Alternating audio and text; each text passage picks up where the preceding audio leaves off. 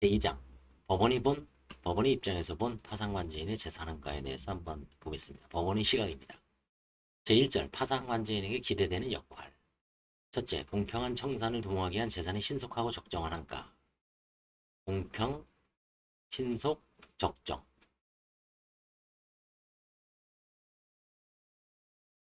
파산법은 채권자 및 기타 이해관계의 이해 및 채무자와 채권자 사이 권리관계를 적절히 조정하고 채무자 재산 등이 적정하고 공평한 청산을 도모하는 동시에 채무자에 대해 경제생활의 재생기의 확보를 도모하는 것을 목적으로 이제 일본 파산법이 정해져 있다고 합니다. 우리나라도 뭐 비슷합니다.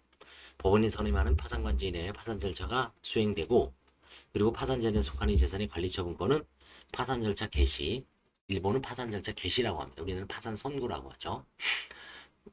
파산 선고 혹은 파산 절차 개시 결정과 동시에 파산관제인에게 전속되어 파산 채권자는 개별 행사가 금지되고 뭐 늘 우리나라하고 똑같습니다.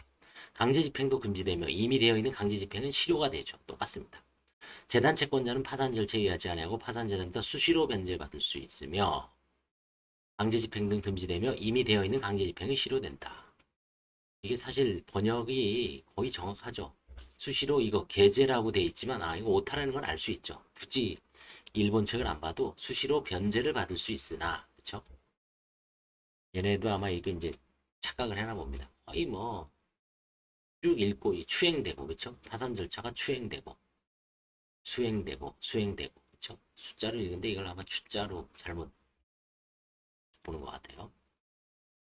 파산 채권자나 재단 채권자가 조기에 자신이 가진 채권이 만족을 받기 위해서는 파산 재단에 속하는 재산의 관리 처분권을 가진 파산관제인이 신속하게 해당 재산의 관리에 착수하여 부인권을 행사하여 파산 재단에서 일탈된 우리나라는 일탈이라고 쓰죠. 일탈된 재산을 환수하거나 반대로 이거 환수권이 아니라 우리나라 뭐 같은 얘기죠. 환수권이나 우리나라 용어는 정식으로 환취권입니다. 환취권이 승인에 의해 파산자에게 속하지 않은 재산을 돌려줘야 됩니다. 반환한 등 현유하는 지금 소유하고 있는 파산재단과 현재 소유하고 있는 파산재단과 있어야 하는 파산재단 이걸 일치시켜야죠. 그렇죠? 일치시키면서 파산재단에 속하는 재산이 감소, 가치 열화라는 거는 이제 가치가 마모가 되는 거죠. 가치가 없어지는 겁니다. 아니면 떨어지는 거죠. 가치의 떨어지는 것, 감소를 방지하면서 열화라는 게 이제 어려운 말이죠. 가치 감소를 방지하면서 재산이 감소를 방지하면서 신속하고 고가로 재산을 환가하고 변제 내지 배당 자원을 형성할 필요가 있다고 해야 하며 파산관제인의 재산의 신속한 환가는 중요한 직무 중 하나이다. 무엇보다 파산 절차는 재판 절차인 이상 파산 절차가 적절하게 이루어질 필요가 있음 물론 파산관제인이나 재산의 환가에 대해서도 같습니다. 파산관제인이나 재산의 환가는 조기에 채권자의 만족을 도모한다는 신속성 요청과 재산의 환가가 적정하게 이루어진다는 적정성 요청을 충족시킬 필요가 있는데 이 양자 요청은 상반되죠. 빨리 하다 보면 재산이 적정하게 환가가 안 되죠. 비싼 값을 팔라 보면 세워라 내워라 하죠. 여기 예가 나옵니다. 예를 들어 파산재단에 속하는 유일한 재산인 무담보 부동산 이게 이제 시가가 1,000만 엔입니다. 우리나라 돈은 한 1억 정도 되죠. 매각함에 있어 반년 내지 1년 정도를 두면 시가의 1,000만 엔 정도로 매각할 수 있으나 10% 정도의 배당이 예상되는데 파산관제인이 파산 절차 개시 결정부터 3개월 후인 제1회 채권자 지위까지 매각 등이 한꺼번에 마치고 배당 절차에 들어가려고 하기 때문에 무담보 부동산 A를 700만, 300만 엔이나 깎아줬습니다. 700만 엔에 매각하는 경우를 생각해 본다. 이 경우 예상 배당률을 거의 3천 깎아주는 거죠. 7%로 하면 파산 채권자 입장에서 보면 반년 내지 1년 후에 10%의 배당을 주는 것이 좋은지 아니면 3개월 먼저 7%의 배당을 주는 것이 좋은지는 개별 파산 채권자에 따라 판단이 갈릴 수가 있죠. 파산관제인이 재산을 환가함에 있어 해당 재산을 적정한 가격으로 매각하는 것은 적정성 요청에 부응하는 하나의 요소가 되지만 재산의 종류 및 내용, 수량 등에 따라서는 있어야 할 적정한 가격을 매각하기 위해 상당한 시간을 들일 필요가 있는 경우가 있고 시간을 들여도 매수인이 전혀 나타나지 않을 수도 있고 그렇게 되면 신속성 요청에도 응하지 않게 되죠. 한편 매수인이 나타나기 쉽도록 파산관제인이 조기에 가격을 낮춘 결과 매각할 수 있었을 경우의 해당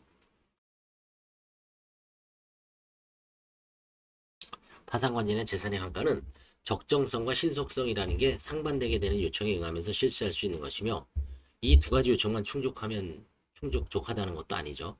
파산관계인에게는 고도의 전문성과 균형성을 겸비하고 있는 것이 바람직하다고 할 수 있다. 재산 환가가 참 어렵죠. 그래서 주로 이제 한국에서는 이미 별채권이 대부분 설정돼 있기 때문에 임의 경매에 많이 맡겨놓죠, 사실은. 이 부동산 같은 경우는 뭐 깨끗한 부동산이 거의 없죠.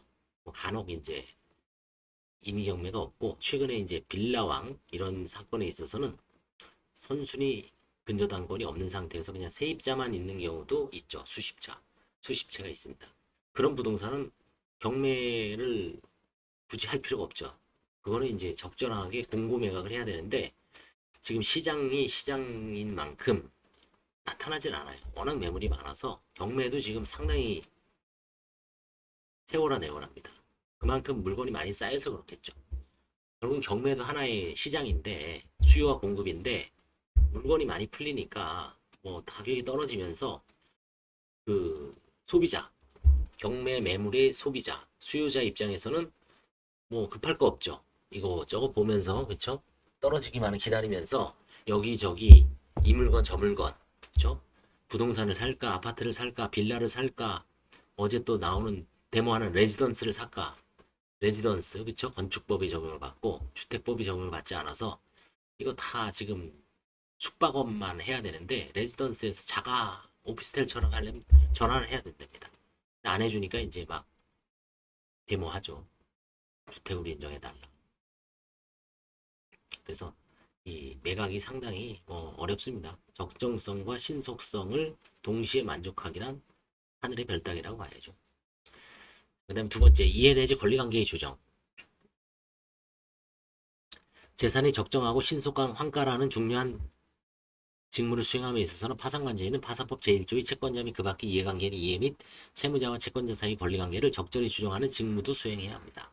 파산 절차에서는 채권자, 파산채권자, 재산채권자, 별채권자, 환취권자, 환수권자, 환치권자 이외에 파산자에 대해 여러 법률상 또는 사실상의 이해를 가진 이해관계인이 등장합니다. 채무자가 가지고 있던 재산의 관리처분권은 파산 절차 개시 결정과 동시에 파산관제인에게 전속되므로 파산관제인이 적정하고 신속하게 재산을 환가해 나가는 과정에서 마주치는 각종 법률상 사실상의 문제에 대해서는 파산관제인이 관리처분권을 행사하는 등 적절히 해결하고 이해 내지 권리관계의 조정을 도모해가는 것이 요구되죠. 그러나 파산관제는 재산이 적정하고 신속한 환가 직무와 이해 내지 권리관계의 조정을 도모하는 직무란 때로는 그렇죠. 상반되는 경우가 있죠. 파산관제인이 얼마나 적정하게 이들 수행할 것인가에 대해서는 어려운 문제에 직면하는 데 적지 않다. 파산관제인 선관주의무 위반 여부가 추궁된 일본 사건이죠. 대법원의 사, 일본 대심원. 일본도 이제 최후재판소라 그러죠. 대법원의 사안은 파산채권주의하여 파산재단의 감소를 막아야 한다는 직무상 의무와 타산자인 질권 설정자의 의무를 순기하는 자로서 질권자에 대해 의무가 충돌하는 상황에서 파산관제인이 얼마나 정직하게 파산관제의무를 처리한 것이 문제된 것이다.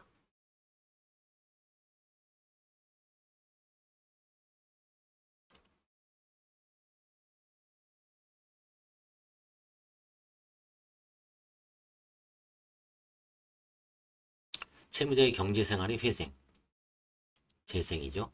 파산법 1조는 파산자가 자연인 경우에 염두에 두고 직무, 경제생활이 채무자에 대하여 경제생활의 회생 기회를 확보를 도모한다는 것도 하나의 목적으로 삼고 있으며 면책제도 이외에 파산재단에 속하지 아니하는 재산, 자유재산이라고 했죠. 범위를 정하는 자유재산의 범위를 확장하는 제도를 일부는 마련하고 있습니다. 당사자의 신청 또는 법원의 직권에 의해서 우리나라는 신청권이 인정이 안 되죠. 그래서 예전에 어떤 판사님은 우리나라도 일본처럼 판사가 직권으로 이제 하는 절차가 있어야 된다라고 추궁했습니다. 파산재단은 파산자가 파산 절차 개시 시에 가진 일체의 재산, 일본 내에 있는지를 불문하고 파산자가 파산 절차 개시 전에 발생한 원인에 기초하여 실시할 수 있는 장래의 청구권으로 구성되며 주로 이제 퇴직금 같은 게 많이 현금 99만 엔 및 압류금지 재산을 자유재산으로 법정하고 있습니다. 법원은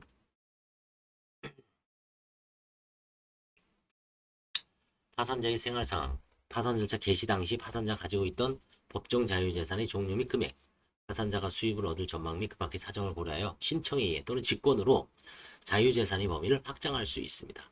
실무용으로서 자연인 파산관제 사건에 있어 법정의 자유재산에 해당하지 않지만 각 재판소와 일본은 이제 동경, 그 다음에 오사카에서 협의하는 게 있습니다. 옛날에 이제 우리가 2012년도에 아마 서울해생법원에서 세미나를 했었죠.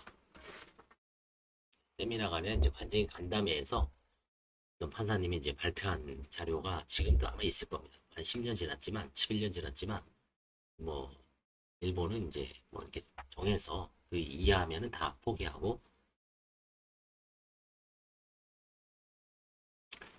한가 기준에 비춰 한가를 이용한 수 여기는 재산에 대해서는 자유재산의 범위 확장의 재판이 있었던 것으로 취급되고 있다. 파산자가 자유재산의 확장 신청을 한 경우 재판소가 그 결정을 함에 있어서는 파산관제의 의견을 들어야 한다. 그러나 채권자의 의견 청취를 의무화한 규정은 없으며 자유재산의 범위를 확장하는 결정에 대해 불복 신청은 할 수가 없다. 파산관제인은 파산법 34조 4항 소정의 고려사항에 대하여 파산자로부터 사정을 청취하는 등 조사를 실시하고 의견을 진술하게 되는데 자유재산 범위 확장을 인정하는 것은 파산채권자나 재단채권자의 배당 내지 변제 자원의 감소를 초래하게 되므로 파산관제는 채권자의 이익이 부당하게 해치는 일이 없도록 배려할 필요가 있다. 이렇게 자유재산 범위 확장 신청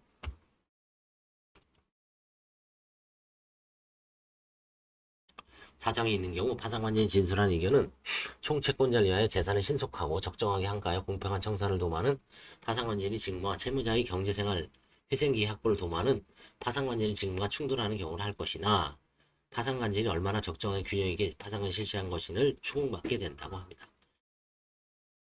뭐 채무자의 사정을 뭐 채무자가 예를 들어 장애가 있거나 뭐 진짜 굉장히 어려운 상황이라면 직업도 변변치 않고 그때는 파산 채권보다 채무자의 어떤 그런 거를 갱생을 더 보호해야 되겠죠.